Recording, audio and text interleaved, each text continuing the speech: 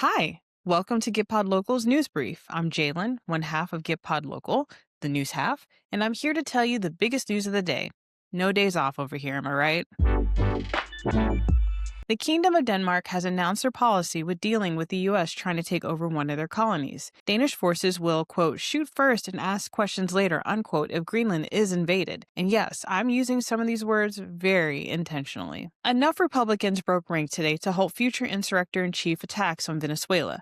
Finally, some backbone. This, of course, led to the insurrector-in-chief raging against the Democratic machine about Republicans backing war power resolutions stating that they, quote, should never be elected to office again. Crazy. That's exactly what we said about him in 2024. But y'all didn't listen. Anyways, the U.S. could run Venezuela for years, the insurrector-in-chief said. Sure, Jan. Minnesota officials say they cannot access evidence after the fatal ICE shooting yesterday. They also said that the FBI won't work jointly on the investigation with them. This is what Governor Walz had to say about this takeover. We have learned that the Trump administration has now denied the state that ability to participate in the investigation. And I just want to make this as clear as possible to everyone. Minnesota must be part of this investigation. It feels very, very difficult that we will get a fair outcome.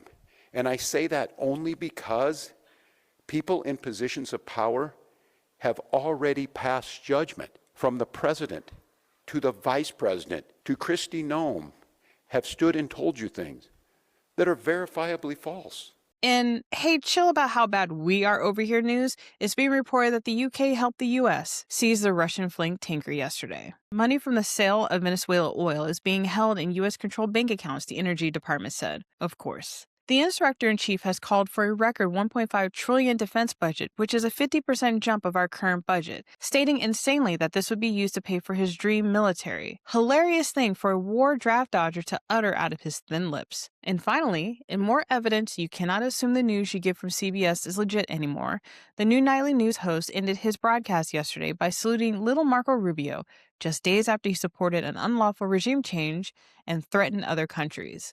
But this is to be expected from Tony, honestly. Never forget how he treated Ta-Nehisi Coates. The North remembers. Before we end today's news brief, we are now everywhere you get your podcast. Yay! Go ahead and have me in your car or on your coffee run or while you're washing dishes. Those are your headlines for today. We will release a recap of all the news of the week tomorrow on Friday, so if you haven't yet, please like, subscribe, share, and restack. If you're not following us on Substack, please do, so you can get this and all of our newsletters and podcasts sent straight to your mailbox. We keep up with all the news, policy, and elections for you, so you don't have to. Aren't we sweet? Talk to you guys tomorrow. Bye!